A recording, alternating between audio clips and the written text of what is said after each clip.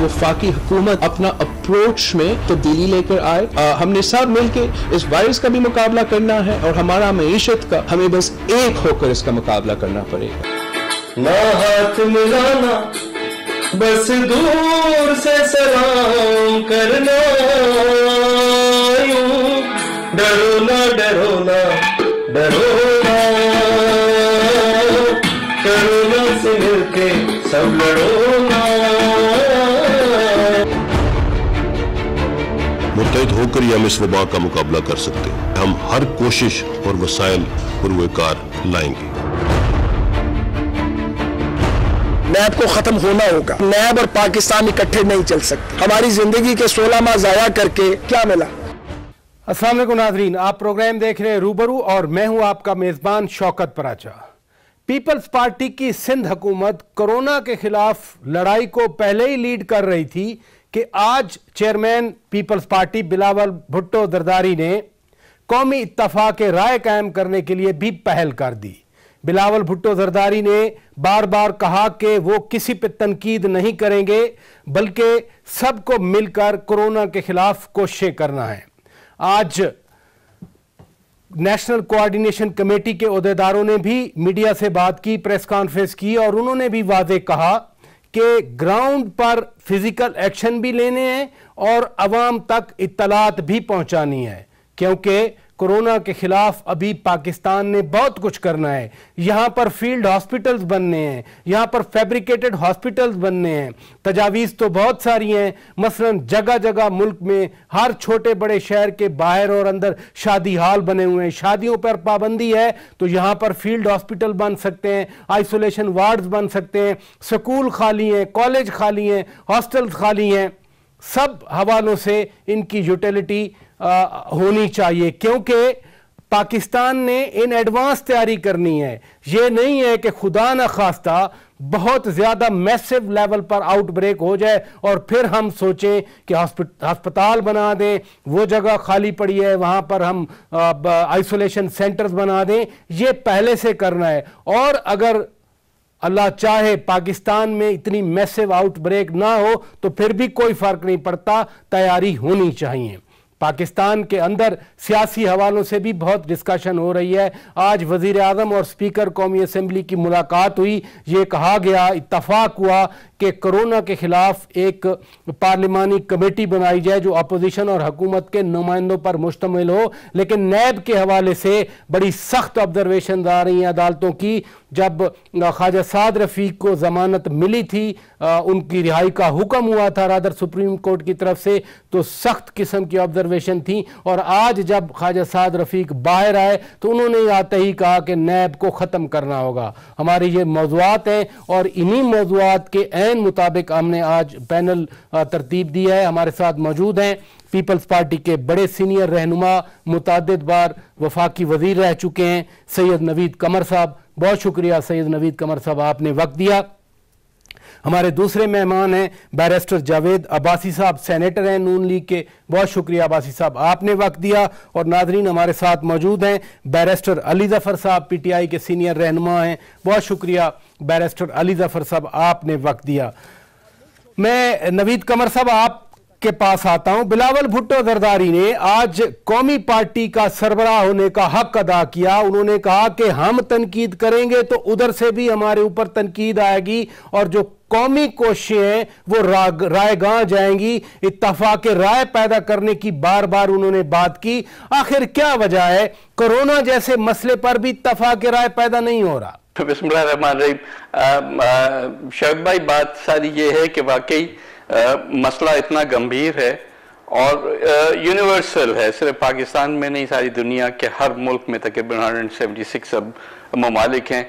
जितने यूएन में मेंबर्स हैं और शायद उतने ही जो है इन्फेक्टेड मुल्क हैं। तो ये तो एक ऐसी लड़ाई है कि दुनिया सारी ने मिलकर लड़नी है, लेट अलोन कि हमने पाकिस्तान सारे ने मिलकर लड़ना है।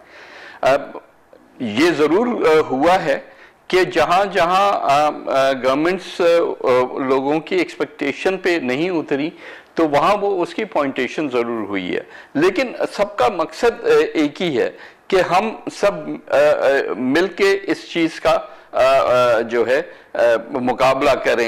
ये नहीं हो सकता कि अगर वायरस किसी को लगता है तो कोई वो पीटीआई वायरस नहीं है या पीपल्स पार्टी वायरस नहीं है, ये एक यूनिवर्सल वबा है और वो फैलेगा तो सबको ही अपनी लपेट में लेगा। तो हमें क्यों नहीं नजर आता? आप बहुत सीनियर पार्लियामेंटेरियन हैं, आपने कितनी हुकूमतें देखी हैं, अपोजिशन में भी रहे हैं, ये क्यों नहीं नजर आता कि वजीर आजम साहब बैठे, चारों सूबों के वज़राए आला बैठे, मुराद अली शाह ने लीड किया है, वो यहां पर भी तजावीज दें, यहां पर बातें हों, डिस्कशन हो, ताकि एक कौम का एक कलेक्टिव रिस्पांस सामने आए। मेरा ख्याल है कि हाँ, ये दुरुस्त बात है बिल्कुल, और जाहिर है कि ऐसे मामलात में गवर्नमेंट ने ही लीड लेनी होती। एक दो मीटिंग ज़रूर हुई हैं मेरा ख्याल है कि जिसमें चारों चीफ मिनिस्टर्स भी शामिल हुए, कुछ मुशावरत हुई है, लेकिन ये एक ऐसी चीज़ है जिसमें कांस्टेंट मुशावरत की ज़रूरत है, मसलसल मुशावरत चाहिए। न सिर्फ ये कि प्राइम मिनिस्टर और चीफ मिनिस्टर्स की आपस में, बल्कि जो आप बात कर रहे हैं अब पार्लियामेंट्री कमेटी की भी, मेरा ख्याल है कि पार्लियामेंट के लेवल पे भी एक मुशावरत की ज़रूरत है। हाँ, ये ज़रूर है कि कोरोना के वजह से लोग सारे शामिल शायद ना हों, लेकिन कम से कम जो लोग शामिल हो सकते हैं वो बैठ के अपने अपने मशवरे देंगे, क्योंकि बहुत कुछ करने को है, बहुत कुछ करने को है। इधर रुकिएगा, बहुत कुछ करने को है। बैरिस्टर अली जफर साहब, आप वजीर कानून भी रह चुके हैं, जब मुल्क के चीफ जस्टिस ये कह दें कि कोरोना हुकूमत की नाअहली से आया, हुकूमत नाम की कोई शय नहीं है, इसका क्या मतलब होगा? जी प्राचा साहब, देखें, ऑब्जर्वेशन तो जरूर चीफ जस्टिस ऑफ पाकिस्तान ने दी है, मैंने भी अखबार में आज ये पढ़ा। अब पता नहीं उन्होंने किस कॉन्टेक्स्ट में ये बात कही, लेकिन मेरा ख्याल है ये कोरोना की यानी आने की वजह गवर्नमेंट को आप बिल्कुल नहीं, मेरा ख्याल दुरुस्त नहीं है अगर आप ये कहें कि इनकी नाअहली की वजह से है। मैं इस ऑब्जर्वेशन से बिल्कुल डिसएग्री करता हूँ, मैं इसको नहीं मानता। ये तो पूरी दुनिया में एक वायरस आया है, सवाल ये पैदा होता है कि इस वायरस को डील करने के लिए, इसको टैकल करने के लिए, इसको आगे बढ़ने से रोकने के लिए इक़दामात जो करने हैं, वो आपने बहुत खूबसूरत इस वक्त अपनी ओपनिंग की, और आपने यही कहा कि हम बेशक दुआ ये मांगते हैं कि ये ना आगे बढ़े, लेकिन हमें तैयारी जरूर करनी चाहिए कि इसकी रोकथाम हो, और ये बहुत जरूरी है कि मुशावरत हो और कांस्टेंट मुशावरत हो। कुछ मुशावरत हुई है चीफ मिनिस्टर्स और प्राइम मिनिस्टर और सारे सूबों के दरमियान एंड फेडरेशन के दरमियान, लेकिन एक कांस्टेंट मुशावरत की जरूरत है। और इसमें ये भी एक मैं ऐड करता जाऊं, आपकी जो सारी बात मैंने सुनी, उसमें एक और चीज भी जरूरी ये है कि हम हर चीज हुकूमत पे नहीं छोड़ सकते। ये भी बहुत जरूरी है कि हम लोग खुद रियलाइज करें कि एक कॉन्सेप्ट दिया गया है जो पूरी दुनिया में इस वक्त चल रहा है, वो है सोशल डिस्टेंसिंग का। यानी कि आप खुद ही अपने आप को एक तरह सेल्फ इम्पोज्ड एग्जाइल करें। ये हमने अभी भी देखा, आज भी देखा, जो सोशल डिस्टेंसिंग है, जब हुकूमत की कोऑर्डिनेशन कमेटी बैठी तो तीनों मेहमान जो मीडिया से बात कर रहे थे, उन्होंने कुर्सियां डिस्टेंस पे रखी हुई थी। जिस कॉन्टेक्स्ट की आप बात कर रहे थे, अभी फरमा रहे थे कि कॉन्टेक्स्ट क्या था, वो तुफ्तान बॉर्डर के हवाले से था, और हुकूमत ने जो अदालतों को ख़त लिखा कि आप भी कुछ छुट्टियां कर लें। तो ये फरमाइए, आप खुद बैरिस्टर हैं, क्या इंसाफ के दरवाजे भी बंद कर दिए जाएं? कोई फर्क नहीं है सर, अगर आप 14 दिन के लिए या 15 दिन के लिए उसको कंट्रोल कर लें। आपको पता है सारे हाई कोर्ट्स और सुप्रीम कोर्ट 2 महीने की छुट्टियां भी करते हैं। उन छुट्टियों में सिर्फ अर्जेंट केस लगाए जाते हैं, जो बेल मैटर्स हों या बहुत जिसमें जल्दी हो या जरूरत हो इंसाफ जल्द फराहम करने की। अगर आप 14 दिन के लिए ये एडजर्न कर दें तो आप एक मैसेज दे रहे हैं पूरी सोसाइटी को कि देखें हम लोग सीरियस हैं, इसमें डरने की बात नहीं, लेकिन एक प्रिकॉशनरी मेजर है, एक ऐसा मेजर है कि लोग हम सारे अपने अपने दफ्तरों में, अपने अपने इदारों में, अपने अपने घरों में ये जो सोशल डिस्टेंसिंग है और ये जो सेल्फ क्वारंटीन है उसको आजमाएं, क्योंकि ये एक जरूरी इक़दाम है। हाई कोर्ट्स और सुप्रीम कोर्ट में रश वाकई ही होता है और उसमें डिस्टेंसिंग आप कर ही नहीं सकते, वो एक सोशल गैदरिंग जिस तरह एक शादी। चले इधर रुकिएगा बैरिस्टर साहब, इधर रुकिएगा बैरिस्टर साहब, इधर रुकिएगा। सेनेटर अब्बासी साहब, मैं आपकी तरफ आता हूं। आपकी पार्टी ने आज कौमी असेंबली का इजलास बुलाने के लिए रिक्वेजिशन दी, फिर स्पीकर और वजीर आजम की मुलाकात हुई, इत्तफाक हुआ कि एक पार्लिमानी कमेटी बनाई जाए जिसमें अपोजिशन भी हो, हुकूमती रुकन भी हो। तो क्या मशावरत कमेटी तक हो सकती है? दोनों तरफ से लोग होंगे ताकि एक कौमी लाहे-अमल हो, सबका मौक़िफ़ है और फिर पूरी कौम को महफूज बनाने का मुत्तफ़िका लाहे-अमल तो सामने आ जाए। बिस्मिल्लाहिर्रहमानिर्रहीम। बहुत शुक्रिया राजा साहब। ये बिल्कुल इसी तनाज़ुर में ये बात की गई थी कि हमारा ख्याल था कि प्राइम मिनिस्टर पाकिस्तान या तो ऑल पार्टीज कोई कॉन्फ्रेंस बुला लेंगे या कोई जॉइंट सेशन बुला के खुद भी तशरीफ लाएंगे या दोनों ऐवानों का इजलास बुला के कहीं कंसेंसस पैदा हो कि भाई ये मसला किसी एक हुकूमत या किसी एक जमात का नहीं है, बल्कि ये रियासत पाकिस्तान से मुतल्लिका मसला है और इसमें तमाम जो लोग हैं वो पाकिस्तान की आवाम जो है 20-22 करोड़ लोगों की जिंदगियां जो हैं इस वक्त जो हैं वो खतरे में है। और ये एक ऐसी वबा है जो पाकिस्तान से नहीं है, इसमें दुनिया सारी इफेक्ट हो रही है।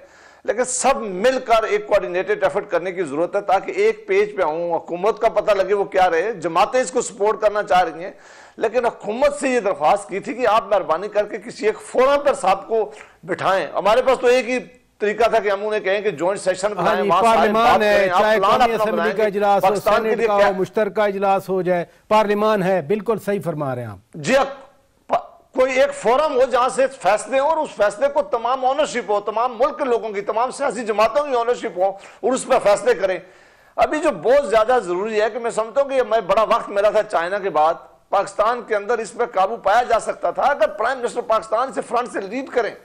एक कोई 2.5-2 महीने बाद इसके बाद उन्होंने एक मीटिंग इसकी की है जो सिक्योरिटी कमेटी की है। उनको डेली बुनियादों पर, रोजाना की बुनियादों पर ये मीटिंग करनी चाहिए थी, सुबह में जाना चाहिए था, सुबह के चीफ मिनिस्टर से मिलना चाहिए था, पाकिस्तान की बाकी जितने भी अदारे हैं उनको साथ मिलाना चाहिए था। कल डेरा गाजी खान तो गए थे, नजर आएंगे, वो आगे जाएंगे। ये कोई एक 5-10 मिनट के लिए एक फोटो सेशन के लिए डीजी खान जाना जनाब, ये ज्यादा नहीं है। ये बहुत बड़ा इशू है, ये बहुत बड़ा बुरहान हो सकता है पाकिस्तान के अंदर, जो अल्लाह ना करे ऐसा हो। अल्लाह ना करे। हमें इसको बहुत लाइट नहीं लेना चाहिए, हुकूमत को बहुत सीरियस लेना चाहिए। ये बहुत सीरियस मसला है। लिहाजा हमें पता है कि हमारी हेल्थ की फैसिलिटीज क्या क्या है, हमारे पास कमियां क्या है, बैठना चाहिए, यहाँ मीटिंग होना चाहिए। सूबों के चीफ मिनिस्टर के साथ प्राइम मिनिस्टर रोजाना की बुनियादों पर मीटिंग करें, उनको बुलाने की भी जरूरत नहीं है। आजकल सिस्टम मौजूद है, वीडियो कॉन्फ्रेंसिंग कर सकते हैं, वहां उनकी मदद करें। लेकिन प्राइम मिनिस्टर पाकिस्तान से चीफ मिनिस्टर को बात करने में अगर 5-6 दिन लगे और 6 दिनों में उनसे राब्ता ना कर सकें, और जो यहाँ इन्होंने अभी मरकज में कमेटी बनाई हुई है इसमें कोई जान नजर नहीं आती, इनके बस का काम नहीं है। ये हुकूमत को सीरियस इस मामले को लेना चाहिए, उसको आगे बढ़ना चाहिए, अपनी जो प्रोग्राम है वो देना चाहिए। चले इधर रुकिएगा, लीडरशिप को भी साथ रखें ताकि इस मामले को जो है पूरी तरह जो है कंट्रोल करने के लिए कोई इकदाम किए जाए। इधर रुकिएगा नाजरीन, ब्रेक का वक्त हुआ है। ब्रेक के बाद जब वापस आएंगे, लॉकडाउन की बात हो रही है, दफातर बंद, रेस्टोरेंट्स बंद, होटल्स बंद, शॉपिंग मॉल्स बंद।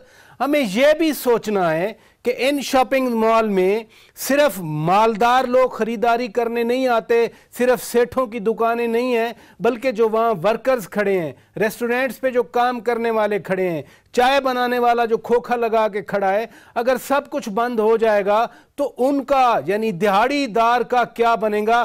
क्योंकि सैयद नवीद कमर साहब भी मौजूद हैं, दीगर मेहमान भी हैं, वो फाइनेंस मिनिस्टर रह चुके हैं। मैं ज़रूर ये मामला उठाता हूँ ब्रेक के बाद।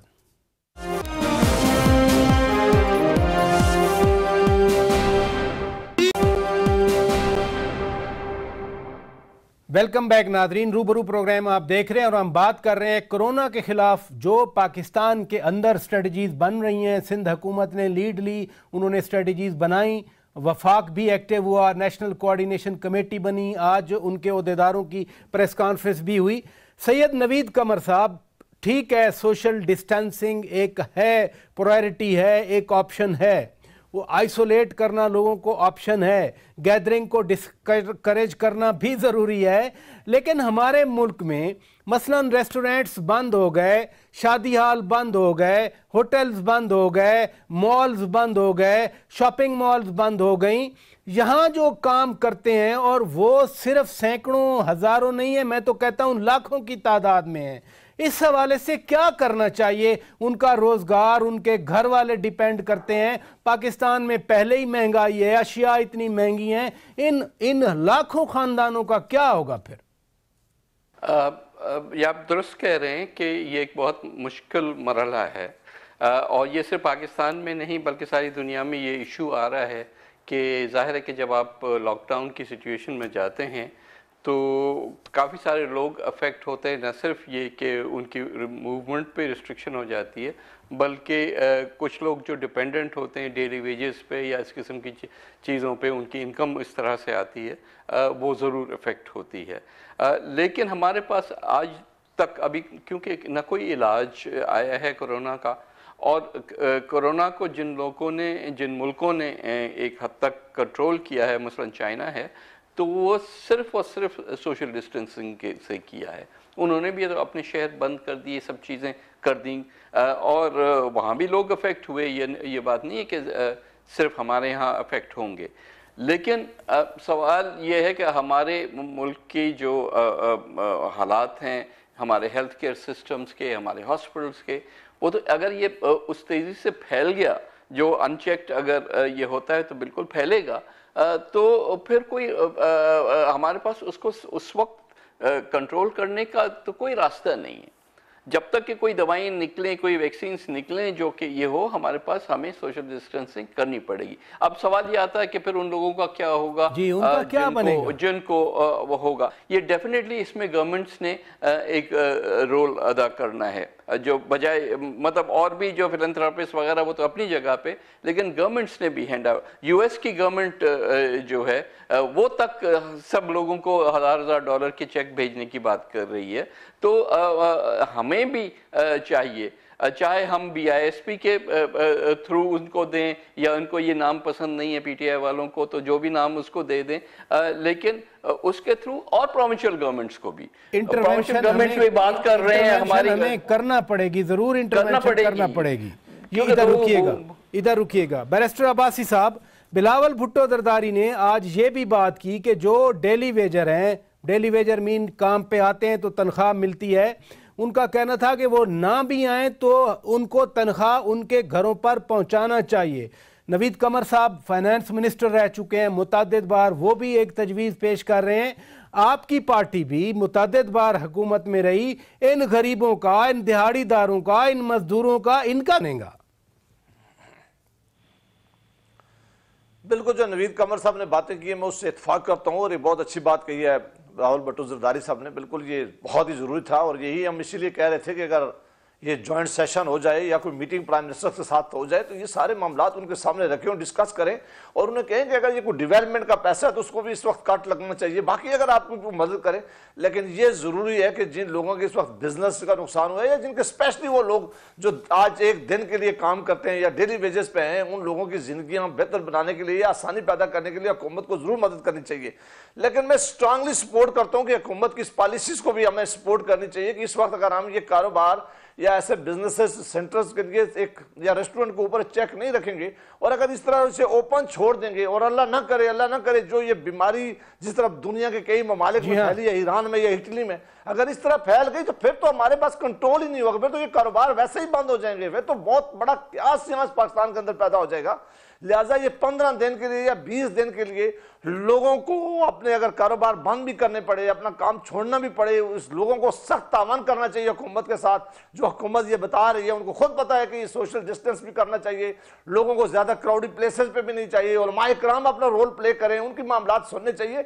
ये हुकूमत की बात नहीं है, ये हर इंडिविजुअल के इंटरेस्ट में है, ये पाकिस्तान के लोगों के इंटरेस्ट में है, ये उन लोग करोड़ों खानदानों के इंटरेस्ट में है कि अगर उनका एक आदमी भी इससे अगर अफेक्ट होगा तो सारे खानदान जान है या जो उसकी सेहत। और यही बात DGISPR भी आज सपोर्ट करनी चाहिए, लेकिन साथ ही हम ये कहना चाहिए कि इनके लिए भी कोई एक ऐसा पैकेज जरूर अनाउंस होना चाहिए कि ताकि वो अपना जो है, अपना जो माशी उनका मामला है उसके लिए भी जरूर उसको सामने रखना चाहिए। चले इधर रुकिएगा। बैरिस्टर अली जफर साहब, शहबाज शरीफ ने भी बात की मईशत के हवाले से।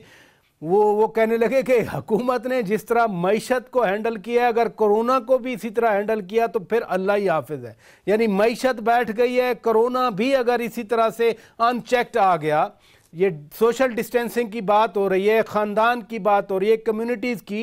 DGI-SPR ने भी अपनी आज ब्रीफिंग में यही कहा कि ख़ानदान को फोकस करना है इंडिविजुअल से बढ़ के, फिर हमने कम्युनिटीज़ को फोकस करना है। लेकिन मुश्किल मुआशी फ़ैसले, पहले ही मईशत दबाव का शिकार है कोरोना की वजह से, इन लोगों का क्या बनेगा जिनका मामला मैं उठा रहा हूँ आपके सामने?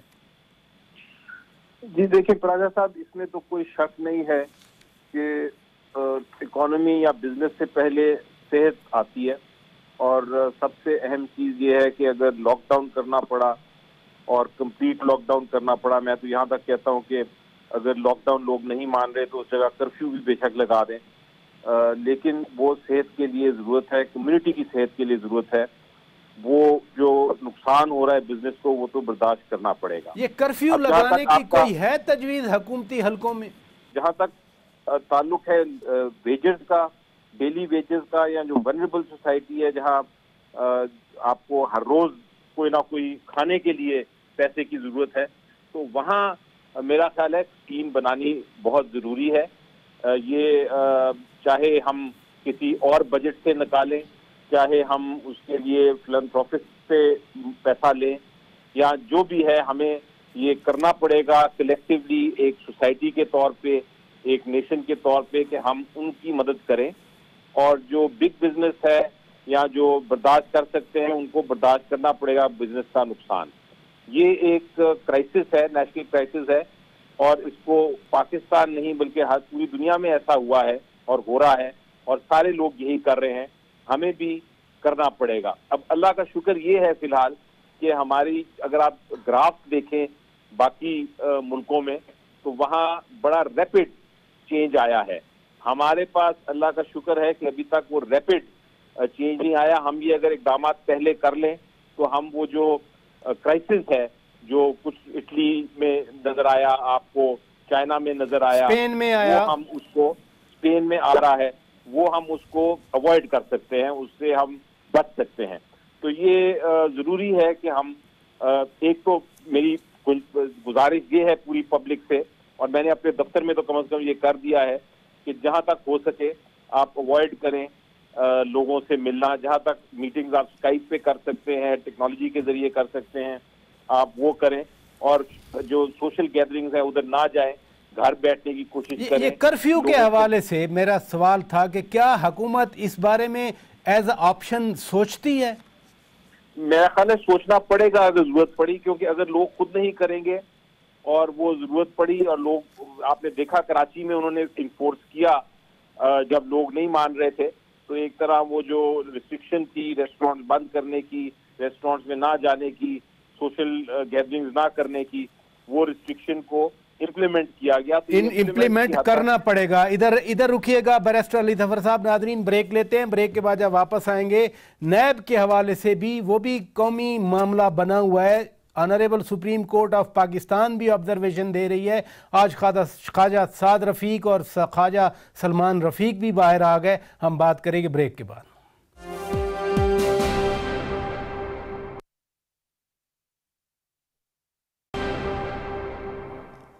वेलकम बैक नाज़रीन, रूबरू प्रोग्राम आप देख रहे हैं और हम बात कर रहे हैं अहम कौमी मामलात के हवाले से। बैरिस्टर अली ज़फर साहब, आप कानूनी माहिर हैं और हुकूमत को रिप्रेजेंट कर रहे हैं। जिस तरह अदालतें नैब के साथ ट्रीटमेंट कर रही हैं, यानी सादा अल्फाज में कह सकते हैं कि मिट्टी पलीद कर रही हैं उनकी। इस्लामाबाद हाई कोर्ट ने नाजायज़ अख्तियारात या अख्तियारात के हवाले से, अरेस्ट के हवाले से बाकायदा ऑर्डर दिया। लाहौर हाई कोर्ट ने ऑर्डिनेंस के बाद और ऑर्डिनेंस से पहले वाले जो एक कन्फ्यूजन थी उसको दूर करने के लिए एक ऑर्डर दिया। सुप्रीम कोर्ट ने जिस तरह से ऑब्जर्वेशन दी कि नीयत ख़राब है और अहलियत भी नहीं है, इनमें से मसला क्या है, तो हुकूमत फिर इस पे क्यों नहीं एक्ट कर रही? देखें, तीन चीजें हैं जिन पर मैं जिक्र जरूर करना चाहूँगा। सबसे पहली सवाल आपका ये होना चाहिए कि नैब का जो कानून है वो जरूरी है कि नहीं। उसका जवाब बड़ा सिंपल है कि नैब का कानून जरूरी है, क्योंकि हमने करप्शन को अगर ख़त्म करना है, और ये हमारी जो जंग हम तकरीबन जीत रहे हैं करप्शन के खिलाफ, उसके लिए एक ऐसा अदारा जिसके पास ताकत भी हो, जिसके पास कवानीन भी हों, जो अरेस्ट भी कर सके, जो प्रोसिक्यूट भी कर सके और सजा भी दे सके, वो उस किस्म का कानून बहुत जरूरी है और उस किस्म की इंस्टीट्यूशन भी बहुत जरूरी है। ये तो हो गया थ्योरेटिकल। अब दूसरी बात, आपका सवाल ये होना चाहिए कि क्या इस कानून जो था इसमें कोई ऐसी खामियां थी जिसकी वजह से ये सारी ऑब्जेक्शंस आ रही हैं। हर तरफ लोग बात कर रहे हैं कि नैब अपने इख्तियारात गलत इस्तेमाल कर रही है। जी हाँ। तो उसमें बड़ा क्लियर जवाब मेरा ये है कि हाँ, बिल्कुल उस कानून में बहुत सारी खामियां थी। ये कानून बना था बहुत पहले, बहुत सारे पार्लियामेंटेरियंस गुजरे, बहुत सारी हुकूमतें गुजरी, उन्होंने हालांकि लोग क्रिटिसाइज करते रहे, कानून की तब्दीली मांगते रहे, लेकिन उन्होंने तब्दीलियां नहीं की। इस कानून में अब एक ऑर्डिनेंस के जरिए कुछ तब्दीलियां आई हैं, मजीद तब्दीलियों की भी जरूरत है, जिसके लिए मुझे उम्मीद है कि पार्लियामेंट बैठेगा और एक किस्म का एक्ट लेके आएगा। मसलन अरेस्ट करने की ताकत जो चेयरमैन साहब के पास है, नैब के चेयरमैन के पास, वो अरेस्ट करने की ताकत इस तरह की है कि उसकी कोई स्ट्रक्चर नहीं है, उसकी कोई डिस्क्रिशन है, एब्सोल्यूट डिस्क्रिशन है कि वो लिटरली जब चाहे किसको अरेस्ट करें और किसी को ना करें, उसको स्ट्रक्चर करने की जरूरत है। इसी तरह किस किस्म की करप्शन के केसेस वो ले सकते हैं, उसके ऊपर बहुत बड़ी डिबेट हुई। एक तरफ ये हो रहा था कि सिर्फ एक गलत फैसला हो जाए तो उसको नैब क्राइम बना देती थी, उसको कहती थी ये क्रिमिनल केस है और लोगों को जेल में डाल देती थी। हालांकि उनका काम सिर्फ करप्शन का जो है उसकी इन्वेस्टिगेशन करना था, उनका काम ये नहीं था कि वो गलत फैसले के ऊपर करप्शन का इल्जाम लगाएं, बल्कि अगर कोई पैसे की लेन देन हुई है, कोई फेवर हुआ है, कोई फायदा हुआ है किसी को, तो फिर आप उसके ऊपर नैब की जुरिसडिक्शन। तो फिर ये तब्दील हो क्यों नहीं रहा? बैरिस्टर फरोग नसीम साहब ने भी कहा था 10 रोज के अंदर अंदर मैं तब्दीली की तजावीज लाऊंगा। जी, तब्दीली की आप देखें ना, मसला ये हुआ कि तब्दीली की जो तजावीज थी वो लाने की कोशिश की गई, लेकिन पार्लियामेंट एक तरह से, चूंकि opposition for the sake of opposition हो रही है, जो पॉलिटिकल पार्टीज हैं। इधर रुकिएगा, बड़ी इंपॉर्टेंट बात आपने की, बड़ी इंपॉर्टेंट बात की कि अपोजिशन बराए अपोजिशन हो रही है। इधर रुकिएगा। सैयद नवीद कमर साहब, आपकी पार्टी ने तो सेनेट में बिल भी दिया हुआ है, मैं साबिक चेयरमैन सेनेट की बात कर रहा हूं। क्या वाकई अपोजिशन अब आड़े आ रही है कि नैब कवानीन में तरमीम पार्लियामेंट न करे? ये क्या हो सकता है? आप समझते हैं ये मुमकिन है? मेरा ख्याल है कि बैरिस्टर साहब जो हैं वो क्योंकि प्रोसेस के अंदर नहीं शामिल, इसलिए वो प्रिवी नहीं है सारी चीज़ों को। हमने एक दफ़ा नहीं, लॉ मिनिस्टर साहब से भी और गवर्नमेंट के बाकी अकाबरीन जो हैं उनसे 1.5 साल से हमारा इंटरेक्शन चल रहा है। हमने तजावीज़ दी हैं, कुछ उन्होंने दी हैं। हमने तो कहा अच्छा भाई जो हो सकता है वो करें। फाइनली तो हमने ये भी नहीं कहा कि जी ज़रूरी है कि जो हम कह रहे हैं वो ही करें, लेकिन इंसाफ तो दे लोगों को। सिर्फ इसको एज ए ड्रैकोनियन टूल करके अपोजिशन को, क्योंकि बना अनफॉर्चुनेटली नैब इसीलिए बना था 99 में, आपको याद होगा जनरल मुशर्रफ की जब हुकूमत आई थी तो उन्होंने पार्लियामेंटेरियंस को जो है वो शिफ्ट करने के लिए उनकी लॉयल्टीज और अपनी एक गवर्नमेंट बनाने के लिए आप भी चाहते हैं, हुकूमत भी चाहती है, तो फिर नैब कवानीन में तरमीम में रुकावट क्या है? देखें, ये तो मैं समझ नहीं आता। गवर्नमेंट कहती भी है लेकिन फिर उसमें एक्स्ट्रा ऑर्डिनरी डिलेज करते हैं। जो काम एक हफ्ते में होना चाहिए वो महीने महीने चले जाते हैं। इस वक्त तो कोई भी चीज़ ऐसी नहीं है अपोजिशन के पास जो अपोजिशन ने करनी है। हम सिर्फ इंतजार में बैठे हैं कि भाई गवर्नमेंट अब जो प्रपोजल्स हैं सबको सामने रख के अपना एक फाइनल जवाब बना के हमें बताएं, ताकि हम उस पर कुछ, मैं लॉ कमेटी का भी मेंबर हूँ, उसमें भी डिस्कशन हो रहा है। मैं जो स्पीकर साहब ने कमेटी बनाई है उसका भी मेंबर हूँ। मैं नैब का अब खुद विक्टिम भी रह चुका हूँ। 2.5 साल अंदर रहने के बाद कहते हैं कि जी कुछ भी नहीं, आप चले जाएं घर। तो भाई ये बैरिस्टर साहब, आप और हम इस प्रोसेस से गुजर चुके हैं। वी ऑल नो कि ये क्या हो रहा है। इसको कोई गवर्नमेंट हाथ से इसलिए नहीं छोड़ना चाहती कि उनके एक बहुत बड़ा हथियार है जो कि उनसे हाथ से निकल जाएगा। इधर वो ये सोचेंगे कि ये खत्म करें, हम कोई और तरीका इस्तेमाल करें, तो मेरा ख्याल है कि नैब का कानून बन जाए। चले इधर रुकिएगा। बैरिस्टर अब्बासी साहब, आज ख्वाजा साद रफीक भी कह रहे थे कि 16 माह हमारे ज़ाय कर दिए। जैसे सैयद नवीद कमर साहब कह रहे हैं कि 2.5 साल के बाद कहा कि जाओ आपके खिलाफ तो कुछ नहीं मिला। आपकी हुकूमत थी, पीपल्स पार्टी कहती रही तरमीम करें, ख़त्म करें, नहीं हुई। आज साद रफ़ीक कहते हैं कि अब इसको ख़त्म करना होगा। कैसे ख़त्म होगा ये? देखिए, इसमें कोई शक नहीं कि इसमें तरमीम की ज़रूरत थी। ये वाहिद लॉ है जिसके बारे में मैंने पहली दफ़ा भी कहा है कि इसने अभी तक पार्लियामेंट का मुंह नहीं देखा और ये 99 से जो है वो लागू है और बदकिस्मती से अभी पूरी तरह से पार्लियामेंट डिस्कस करके इसमें ना तो कोई अमेंडमेंट ला सकी है और ना ही इसको पूरी तरह इसको देखा जा सका है। अब ये लग रहा था कि चूंकि अभी पहली दफ़ा इस हुकूमत के आने के बाद ये सियासी जमातों के खिलाफ, एक परवेज मुशर्रफ साहब के ज़माने में एक नई जमात बनाने के लिए और अपने अपोनेंट के खिलाफ इस्तेमाल हुआ, और दूसरी दफ़ा ये जो हुकूमत आई है तो इसने अपने सियासी मुखालफिन जो थे, सियासी जमातों के लोग जो थे, सियासी लीडरशिप थी, उसके खिलाफ इस्तेमाल किया है।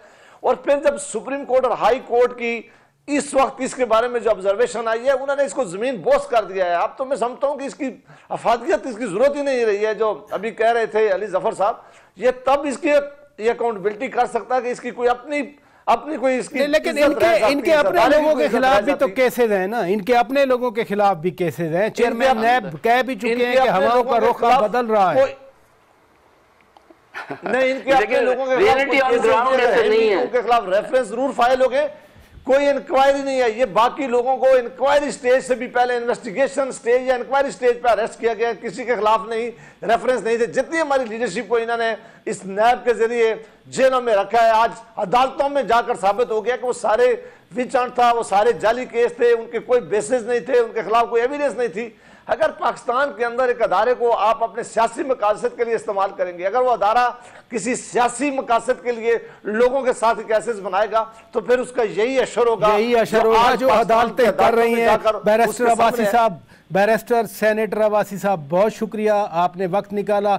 सैयद नवीद कमर साहब, बहुत शुक्रिया, आपने वक्त दिया। बैरिस्टर अली जफर साहब, बहुत शुक्रिया, आपने वक्त निकाला। नाजरीन, ये मामला भी कौमी इत्तफाक राय ही मांगता है। जैसे कोरोना के खिलाफ पाकिस्तान की एफर्ट्स इत्तफाक राय मांगती हैं, हालात ऐसे हैं, सेहत के हवाले से हो, मईशत के हवाले से हो, करप्शन के खात्मे के हवाले से हो, पाकिस्तान ने मिलकर आगे बढ़ना है। एक फ़िज़ा बन गई है जो गो के मुसीबत है इस वक्त, लेकिन कोरोना ने कम अज़ कम वो हालात बना दिए हैं कि जितना जल्दी हो सके सियासी जमातें, कौमी क़यादत मिलकर बैठे और पाकिस्तान की स्ट्रेटजीज़ को मिलकर बनाए और आगे बढ़ाए। अपने मेज़बान शौकत पराचा को इजाज़त दीजिए। खुदा हाफिज़।